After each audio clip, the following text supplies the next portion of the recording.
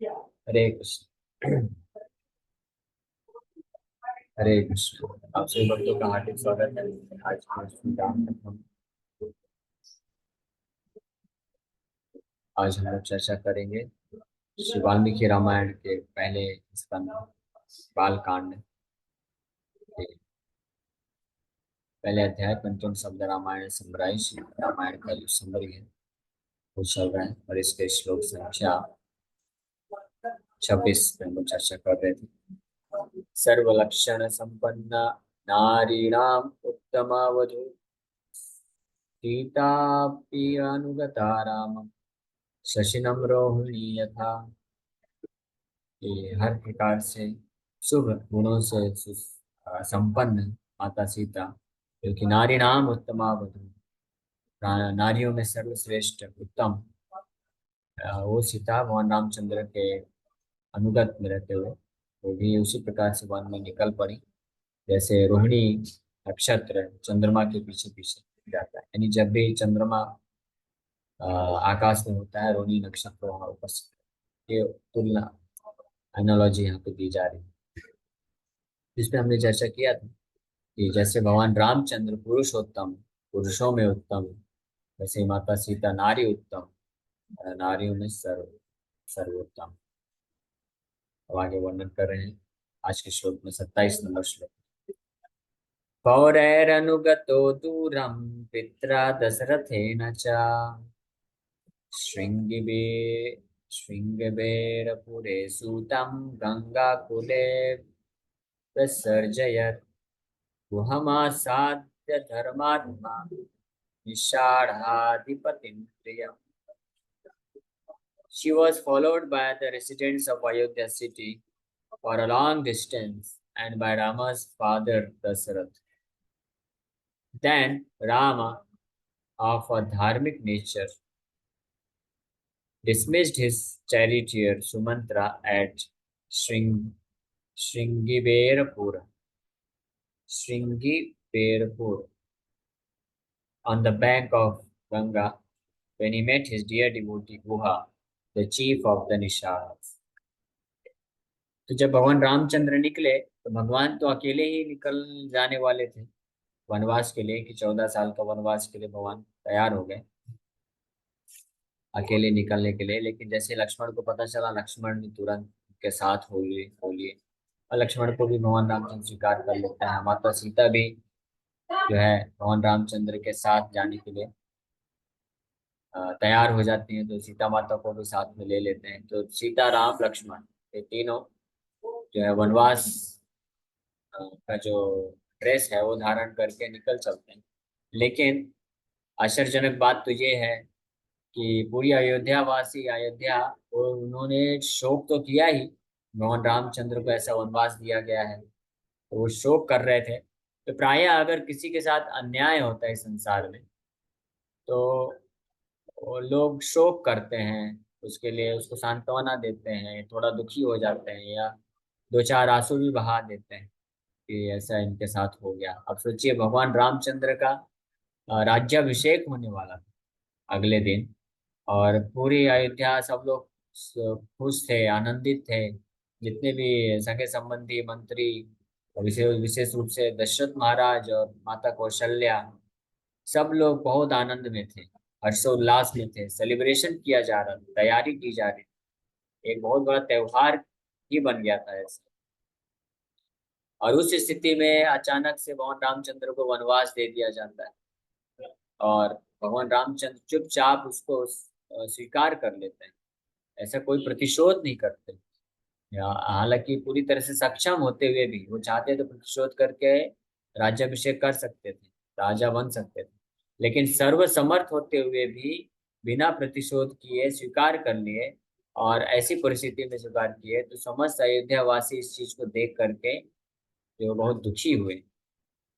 और वो जो दुख था केवल भगवान रामचंद्र पे तरस खा के नहीं था, वो दुख कि चल इनको इतना कुछ मिलने वाला था अचानक से ऐसा हो गया और उनको वो बेचारे वनवास जा रहे हैं, बस ये इसके कारण दुख नहीं था, ये इसके कारण बस तरस खा के दुखी नहीं थे। भगवान राम के लिए इतना हृदय में प्रेम था उत्कंठा थी और वो इतना तीव्रता से चाहते थे कि भगवान रामचंद्र अयोध्या में रहे और अयोध्या के राजा बने। और जब इसके विपरीत हुआ, भरत महाराज को चलो राजा बना रहे हैं, और राम को जो उनका सब तैयारी चल रहा है, राजा नहीं बनाया जा रहा है, तो उससे दुख तो हुआ। लेकिन उससे भी ज्यादा जो दुख का कारण था उनके लिए, जो असहनीय था, वो था कि भगवान रामचंद्र को वनवास जाना पड़ रहा है, वन में जाना पड़ रहा है। तो भगवान रामचंद्र से विरह होगा। भगवान रामचंद्र के अब दर्शन नहीं मिल पाएंगे, और 14 वर्षों के लिए दर्शन नहीं मिल पाएंगे। तो इसके कारण वो अत्यंत अत्यंत प्रेम होने के कारण उस दुख को, विरह को, दुख को सहन नहीं कर पा रहे थे अयोध्या वासी। और यही कारण है कि अयोध्या वासी भी प्रतिशोध नहीं किए। हाँ, प्रतिशोध तो किए, वो लोग इस डिसीजन, निर्णय को स्वीकार नहीं कर पा रहे थे। लेकिन क्योंकि भगवान रामचंद्र ने प्रतिशोध नहीं किया, कोई एक्शन नहीं लिया और विनम्रता पूर्वक स्वीकार कर लिए, तो इसलिए लक्ष्मण भी चुप रहे। नहीं तो लक्ष्मण तो क्रोधित हो चुके थे, और वो तो वध कर देना चाहते थे, जो विपरीत में थे। लेकिन लक्ष्मण ने प्रतिशोध नहीं किया, और सारे अयोध्या वासी भी प्रतिशोध नहीं किए इसका, क्योंकि भगवान रामचंद्र विनम्रता पूर्वक इसको स्वीकार कर लिए। लेकिन वो भगवान रामचंद्र के विरह को नहीं सहन कर सकते हैं, इसलिए जब भगवान राम, सीता, लक्ष्मण निकले, तो इस श्लोक में जैसा वर्णन प्राप्त हो रहा है कि सारे अयोध्या वासी भी उनके साथ साथ निकल पड़े, कि हम भी वनवास जाएंगे, अयोध्या में नहीं रहना, है ना। पौरेर, पौरेर अनुगतो दूरम। पौरेर मतलब पुरी, पुरी के वासी। पुरी का मतलब होता है, एक तो जगन्नाथपुरी है, वो तो पुरी है ही, लेकिन पुरी या सिटी को, शहर को पुरी भी बोला जाता है। तो अयोध्या पुरी के, अयोध्या शहर के वासियों को पौरे, पौरे बोला जाता है। तो अयोध्या वासी के जितने भी निवासी, यानी अयोध्या वासी समस्त, अनुगतो दूरम, बहुत ही दूर तक फॉलो किए, चलते रहे साथ। कब तक चलते रहे? जब तक भगवान रामचंद्र ने योजना बना करके, बिना नोटिस के, बिना पता लगे, उस स्थान को छोड़कर आगे नहीं निकल, तब तक। यानी अगर भगवान रामचंद्र ये योजना बना के निकल नहीं जाते थे, तो सारे अयोध्यावासी भगवान रामचंद्र के साथ साथ ही चलते रहे, उनके साथ ही वनवास कर लेते। वो भी भगवान रामचंद्र के साथ ही वन में रहकर, वो भी ऐसे ही जमीन पे सोते, और जो भी है फल फूल जड़ यही सब खा के जीवन व्यतीत करने के लिए तैयार हो जाते। तो इस प्रकार से, इसलिए यहाँ पे लिखा पौरेर अनुगतो दूरम, काफी दूर तक। और कहाँ तक? पित्र दशरथे न चा। और केवल अयोध्यावासी नहीं, पित्र भी, पिता भी, उनके पिता दशरथ महाराज भी अयोध्या नहीं रहना चाहते थे, वो भी निकल पड़े। श्रृंगेरी, ये चार शब्द, हो सकता है तात्पर्य में ऐसा मेंशन होगा, बट चार शब्द सूचित करता है। चा का मतलब होता है एंड, और संस्कृत में चा आखिरी में आ रहा है। ये दोनों चीज को प्रदर्शित करता है कि पुरैर अनुगतो दूरम, यानी पुरैर मतलब अयोध्या वासी, तथा पितृ दशरथेना, और पिताजी, पिता दशरथ महाराज भी साथ साथ में अनुगत, यानी उनको फॉलो करते हुए राम के साथ साथ चल पड़े वनवास में। और चार शब्द अंत में आ रहा है, ये भी सूचित करता है कि अयोध्या वासी, पौरैर, और दशरथ महाराज, और साथ ही साथ में जो मनुष्य नहीं है, वो भी इस विरह को नहीं सहन कर पा रहे, वो भी भगवान रामचंद्र के साथ साथ जाना चाहते। श्रृंगे बेरपुरे, श्रृंगे बेरपुरे वो ये जगह का नाम है, जो निषाद राज गुहा है उनके राज्य का। हाँ, तो यहाँ तक पहुंचे। सूतम, सूतम गंगा कुले विसर्जयत। ये तब तक ये अयोध्यावासी चलते रहे जब तक भगवान रामचंद्र ने सूतम, मतलब जो चैरिएटर, उनके जो सारथी थे, सुमंत्र नाम था उनका, सुमंत्र नाम के जो सारथी लेके चल रहे थे उनको, तो जब तक भगवान रामचंद्र ने गंगा कूले, गंगा के तट पर पहुंचने के पश्चात, विसर्जयत, उनको मना नहीं किए, वहां से जाने के लिए नहीं बोले। और गुहम आसाद्य धर्मात्मा, गुहम, और जब वो गुहम यानी निषाद राज से मिले, धर्मात्मा, जो कि भगवान रामचंद्र धर्मात्मा है, निषादपतिम प्रियम, जो कि उनके एक बहुत महान प्रिय भक्त है, निषादपति, निषाद राज गुहा। वहां पे पहुंच के, when he met his dear devotee Guha, the chief of the Nishad house. So he was followed by residents of Ayodhya till the point when Lord Ramchandra met Guha. इस प्रकार से समस्त अयोध्यावासी भगवान रामचंद्र के साथ Holi. This verse points out that all the residents of Ayodhya city followed Lord Ram like Lakshman and Sita because all of them had respect and love for Ram. All the residents of city of Ayodhya, women, children, and the elderly, every resident of the city followed Ram for a long distance. ये देखिए भगवान रामचंद्र असली नेता है, असली hero है, असली leader है. आजकल के जो नेता होते हैं, लीडर होते हैं, उनको अपने साथ में सबको लेके जाने के लिए यात्रा जब करते हैं तो लोगों को बोलना पड़ता है, पब्लिसिटी करना पड़ता है कि चलो चलो हमारे नेताजी चल रहे हैं, हमारे पार्टी के अध्यक्ष जी चल रहे हैं, कन्याकुमारी से लेकर के कश्मीर तक जाएंगे, पद यात्रा करेंगे, तो आप सब साथ में चलिए. हजारों की भीड़ इकट्ठा किया जाता है, कई जगह तो पैसा भी देकर इकट्ठा किया जाता है, चलो आप 2-4 किलोमीटर ही चलो साथ, कम से कम फोटो में आ जाओ, वीडियो में आ जाओ. लेकिन भगवान रामचंद्र के साथ ऐसा नहीं था. भगवान रामचंद्र तो मना कर रहे हैं, लेकिन फिर भी लोग जबरदस्ती, लोग पागल की तरह उनके पीछे पीछे जा रहे हैं. और ऐसा नहीं कि बस कुछ यात्रा करने के लिए जा रहे हैं कि चलो 2-4 20 25 50 किलोमीटर रामचंद्र के साथ यात्रा के लिए जा रहे हैं. तो पूरा सब छोड़ छाड़ के आजीवन अगर भगवान राम वनवास में रहेंगे तो अपना अयोध्या, अपना घर बार सब छोड़ छाड़ के आजीवन भगवान रामचंद्र के साथ रहने के लिए तैयार हो गए. इसको बोलते हैं असली नेता. इसलिए राम राज्य, असली राम राज्य जो है वो भगवान रामचंद्र की उपस्थिति से ही हो सकता है. तो भगवान रामचंद्र के ये दिव्य गुण हैं. इतना उनके जो अयोध्यावासी, उनके हृदय में इतना प्रेम था भगवान राम के लिए, उस प्रेम से वशीभूत होकर के वो अपना जो परिवार है, अपना जो जन्म स्थान है, अपना जो घर बार है, सबको त्याग करके निकल पड़े भगवान राम के साथ होने के लिए, उनकी सेवा के लिए. This indicates that they were unable to tolerate being separated from. पुनर्विश्लेष धीरुत्वं परमा भक्तिरुच्यते. Fear of being separated again from the Lord is said to be the supreme bhakti for you. ऐसा क्यों? इससे ये सूचना मिलती है कि समस्त अयोध्या वासियों वो ऐसा क्यों किए, क्योंकि वो भगवान रामचंद्र से विरह को सहन नहीं कर सकते. और ये परम भक्ति, परमा भक्ति के लक्षण होते हैं. परमा भक्ति की स्थिति में जो भक्त होता है भगवान की सेवा को छोड़ नहीं सकता है, भगवान से जो है विरह में नहीं रह सकता है. जब ऐसी स्थिति में कोई आता है कि भगवान की सेवा के बिना कोई रह नहीं सकता है, भगवान के बिना रह नहीं सकता है, तो उसको परमा भक्ति बोलते हैं. और समस्त अयोध्यावासी वो सब भगवान के शुद्ध भक्त, नित्य पार्षद, तो वो कैसे रह सकते थे भगवान रामचंद्र के बिना. Mere residence in that city gave rise to Rama Bhakti.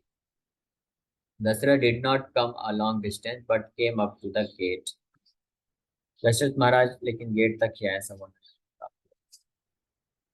Up till now, Lord Rama's supremacy and accessibility have been pointed out.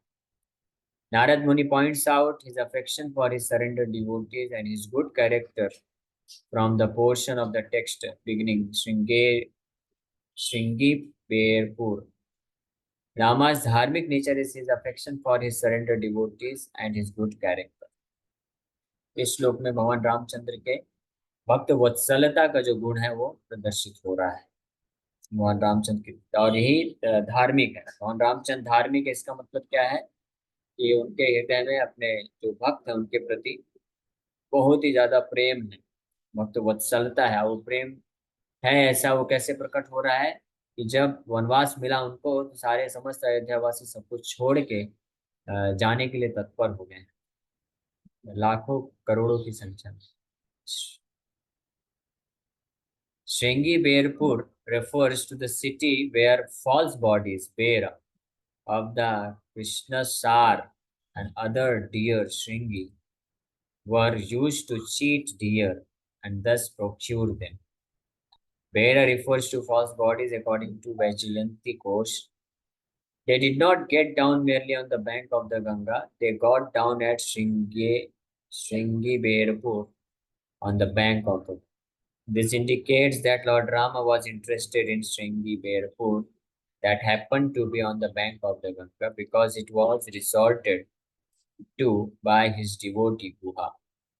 Authorities such as Vedanta Deshika state that even a place like Kashi does not shine by itself, for it actually shines only in the association of good devotees.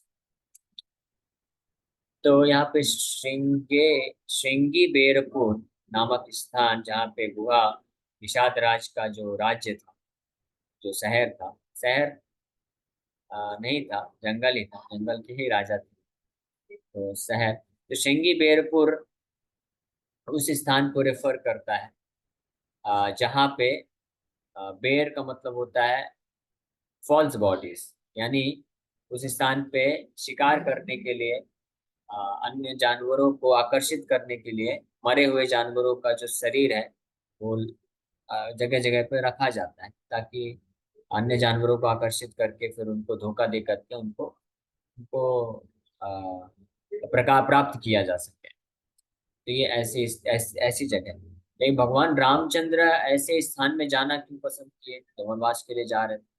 एक विशेषता है इसके स्थान की, यह है कि ये गंगा नदी के तट पर, और दूसरा जो सबसे महत्वपूर्ण है कि यहाँ पे उनके एक महान शुद्ध भक्त गुहा, जो कि निषाद राज जो गुहा है वो रहते थे, इसलिए भगवान रामचंद्र उनसे मिलने के लिए वहां पे गए। यानी अगर भगवान का कोई शुद्ध भक्त है, वो अगर ऐसे किसी भी प्रकार के घृणित घृणित स्थान में भी है, तो भगवान वहां पे जाना पसंद करेंगे, बजाय कि ऐसे अच्छे स्थान में जहाँ पे उनके भक्त नहीं। ऐसे ही घटना हम देखते हैं, लीला एक आती है, भगवान कृष्ण जब गए द्वारका से हस्तिनापुर शांति दूत बन के, तो भगवान दुर्योधन के राजमहल में 56 भोग जो बहुत अच्छे से बना के रखा था उसको स्वीकार करने नहीं गए, बल्कि किसके घर चले गए, विदुर जी के घर में चले। तो भगवान उसमें इंटरेस्टेड, इसीलिए वेदांत देशिका जो कि एक महान वैष्णव, श्री वैष्णव संप्रदाय के शुद्ध वैष्णव हुए, और वो इसलिए एक अपने ग्रंथ में लिखते हैं कि काशी भी, जो काशी स्थान है, काशी बहुत पवित्र माना जाता है, वहाँ पे अगर कोई मृत्यु प्राप्त करता है तो उसको मुक्ति मिल जाती है, ऐसा बोलते हैं। तो काशी जैसे स्थान में भी अगर वहाँ पे भगवान के अच्छे भक्त नहीं हैं, तो उस स्थान को भी जो है त्याग देना चाहिए, या वो स्थान की महिमा भी खत्म हो जाती है जहाँ पे भगवान के भक्त नहीं।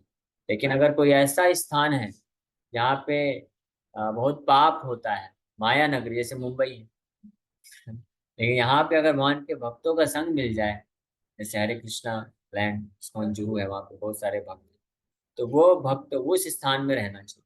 वो स्थान जो है प्रकाशित होता है, उस स्थान का महिमा है, यानी भक्तों का एसोसिएशन वो महत्वपूर्ण है।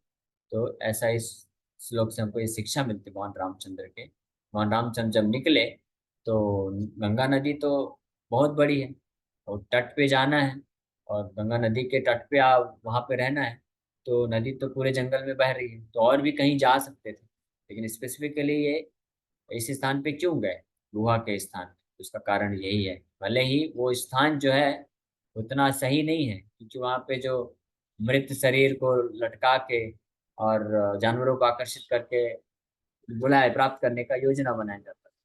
लेकिन भगवान राम उधर गए क्योंकि वहां पे उनका शुद्ध भक्त निषाद राज रहते हैं, गुहा रहते हैं। एक हमारे लिए बहुत अच्छी शिक्षा है, भगवान भी ऐसे स्थान में जाना पसंद करते हैं। तो अगर कोई भक्त है जो कि जिसका बहुत छोटा सा घर है, कोई ऐसे जगह पे रहता है जहाँ पे अच्छे लोग नहीं रहते हैं, तो उस भक्त के घर में भगवान आना पसंद करेंगे। अगर वो भक्ति करता है, शुद्ध भाव से भगवान को पुकारता है, तो भगवान उसके घर में भी आएंगे, उसके द्वारा जो अर्पण किया हुआ सेवा है, भोग है, उसको स्वीकार करेंगे। हमारे लिए शिक्षा है कि भगवान को कोई फर्क नहीं पड़ता कि घर कैसा कैसी जगह में रहता है, कौन कैसी स्थिति में। भावग्राही Janardan. Nishadas are born from marital combinations where the wife is superior in Varna to the husband. The Vaijayanti state निषाढ़ो मृग घाति स्यात्, Nishada is a deer hunter. Nishad लोग कौन होते हैं? ये हिरण का शिकार करते हैं, और हिरण को पकड़ना इतना आसान नहीं होता है। तो हिरण को पकड़ने के लिए फिर ये इस प्रकार से फॉल्स बॉडीज को लगा के, मृत शरीर को लगा के आकर्षित करते हैं। तो इस प्रकार के कार्य में वो लगे हुए हैं, क्योंकि वो तो उनका फैमिली ट्रेडिशन है, तो उनके परंपरा में ये सब कार्य हो ही रहा है, तो वो करते थे। लेकिन राम के प्रति शुद्ध भक्ति थी, इसलिए वो पूर्ण रूप से भगवान राम के द्वारा स्वीकार किए गए। Guha was the ruler of the Nishad. निषाढ़ों के तो वो राजा थे। He was dear to the lord, though he was socially inferior in terms of his birth, occupation, qualities, and family background. Simply because he was favorably serving Lord Rama, he honored him. This reveals Lord Rama's good nature. हालांकि निषाद राज निषादों के राजा हैं, और उनका जो जन्म है वो बहुत ही निम्न स्तर के परिवार में हुआ है, जहाँ पे लोग हिरण को मारते हैं, शिकार करते हैं, जंगलों में रहते हैं। उनका कार्य भी घृणित कार्य है। हाँ, ऐसे फैमिली बैकग्राउंड से बिलोंग करते हैं। लेकिन केवल उनके अंदर ये योग्यता थी, भगवान रामचंद्र के प्रति पूर्ण भक्ति थी, शुद्ध भक्ति थी। और वो हर परिस्थिति में अपने स्थिति जैसे उनके पास योग्यता है, क्षमता है, उस स्थिति में रहते हुए भगवान रामचंद्र का अनुकूल भाव में सेवा करने का उनका हृदय था, ऐसा भाव था। इसलिए भगवान रामचंद्र उनको स्वीकार किया। और ये भगवान रामचंद्र का जो है बहुत ही धार्मिक स्वभाव है, इसलिए धार्मिका जो आता है यहाँ पे, भगवान धार्मिक धर्मात्मा है। धर्मात्मा का अर्थ क्या है? कोई बोलेगा धर्मात्मा, धर्मात्मा ऐसे स्थान में क्यों जाएगा? लेकिन असली मीनिंग धर्मात्मा का ये बताया जा रहा है। भगवान धर्मात्मा क्यों है?